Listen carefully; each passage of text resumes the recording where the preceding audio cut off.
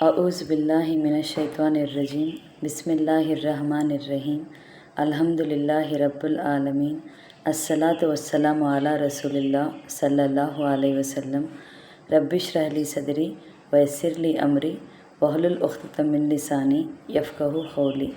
السلام علیکم ورحمۃ اللہ وبرکاتہ سب جنوں کو۔ تمہیں بھی یہ ویڈیو دیکھنے کے پہلے درود اور سلام پڑھ کو یہ ویڈیو دیکھنا شروع کرو۔ آج کا 5 منٹ کا مدرسہ کو اب چلتا ہے سو 2واں مہینہ سفر المظفر کا، اس پر 7 تاریخ کے بارے میں انشاءاللہ 10 حدیثاں ہوتی اسے معلوم کر لینے کی کوشش کریں گے۔ پہلی بات اسلامی تاریخ کے بارے میں، حضرت یحییٰ علیہ السلام کے بارے میں۔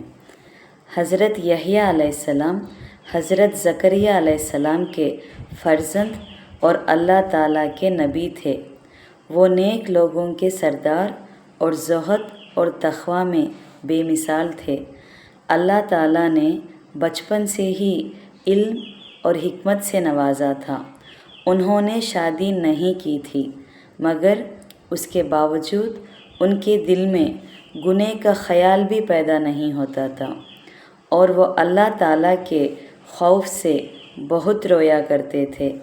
اللہ تعالیٰ نے ان کو اور ان کی قوم کو صرف اپنی ہی عبادت اور پرستش، نماز اور روزے کی پابندی، صدقہ اور خیرات کرنے اور کثرت سے ذکر کرنے کا حکم دیا تھا۔ چنانچہ انہوں نے اپنی قوم کو بیت المقدس میں جمع کر کے اللہ کا یہ پیغام سنایا۔ ان کی زندگی کا اہم کام حضرت عیسیٰ علیہ السلام کی آمد کی بشارت دینا اور رشد اور ہدایت کے لیے راہ ہموار کرنا تھا۔ جب انہوں نے دعوت اور تبلیغ کا کام شروع کیا اور اپنے بعد حضرت عیسیٰ علیہ السلام کے آنے کی خوشخبری سنائی، تو ان کی بڑھتی ہوئی مقبولیت یہودی قوم سے برداشت نہ ہو سکی اور حجت بازی کر کے اس عظیم پیغمبر کو شہید کر ڈالا اور اپنے ہی ہاتھوں دنیا اور آخرت کو برباد کر لیا۔ 2واں قصہ اللہ کی قدرت کے بارے میں، ڈالفن مچھلی کے بارے میں۔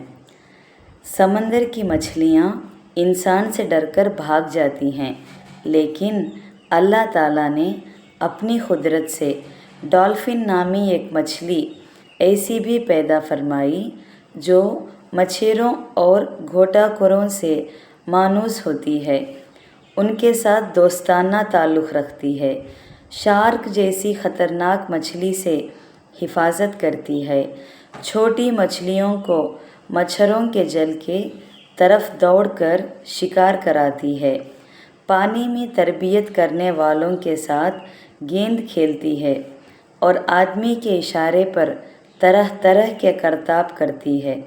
آخر ڈالفن کے اندر انسان کی محبت کس نے ڈالی؟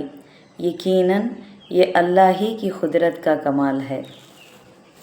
3واں قصہ ایک فرض کے بارے میں، نماز میں خاموش رہنا۔ حضرت زید بن ارقم رضی اللہ عنہ فرماتے ہیں، شروع اسلام میں ہم میں سے کچھ اپنے بازو میں کھڑے شخص سے نماز کی حالت میں بات کر لیا کرتے تھے۔ پھر یہ آیات نازل ہوئی، اللہ کے لیے خاموشی کے ساتھ کھڑے رہو، یعنی باتیں نہ کرو۔ پھر ہمیں خاموش رہنے کا حکم دے دیا گیا اور بات کرنے سے روک دیا گیا۔ ترمذی 405 کے ریفرنس میں سے۔ اس میں کیا خلاصہ کرتے ہیں گا تو نماز میں خاموش رہنا ضروری ہے۔ 4واں قصہ ایک سنت کے بارے میں، مونچھ اور ناخن کاٹنے کا وقت۔ حضرت ابو ہریرہ رضی اللہ عنہ بیان کرتی ہیں کہ رسول اللہ صلی اللہ علیہ وسلم جمعے کی نماز سے پہلے لب کو تو مونچھ تراشتے اور ناخن کاٹتے تھے۔ طبرانی اوسط 842 کے ریفرنس میں سے۔ 5واں قصہ ایک اہم عمل کی فضیلت کے بارے میں، اللہ کا ذکر کرنے والے بہترین لوگ ہیں۔ رسول اللہ صلی اللہ علیہ وسلم سے معلوم کیا گیا کہ بندوں میں سب سے افضل اور قیامت کے دن اللہ کے نزدیک سب سے بہتر کون ہے؟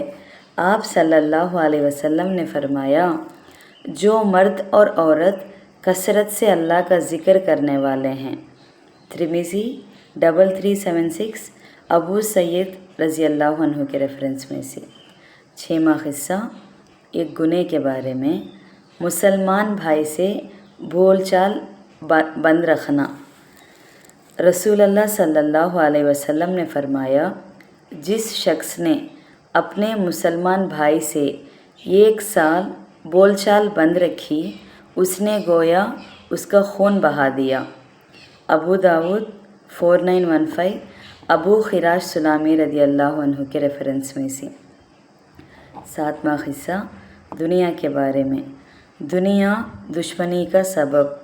حضرت عمر رضی اللہ عنہ فرماتے ہیں کہ میں نے حضور صلی اللہ علیہ وسلم کو فرماتے ہوئے سنا، جب دنیا کی دولت کسی پر کھول دی جاتی ہے تو اللہ تعالیٰ ان کے بیچ آپس میں قیامت تک دشمنی اور بغض ڈال دیتے ہیں، اور میں اس سے ڈرتا ہوں۔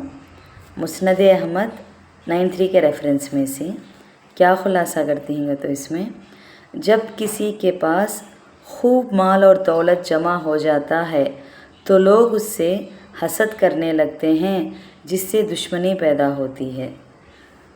8واں قصہ آخرت کے بارے میں، اہل جنت کی خدمت کرنے والے۔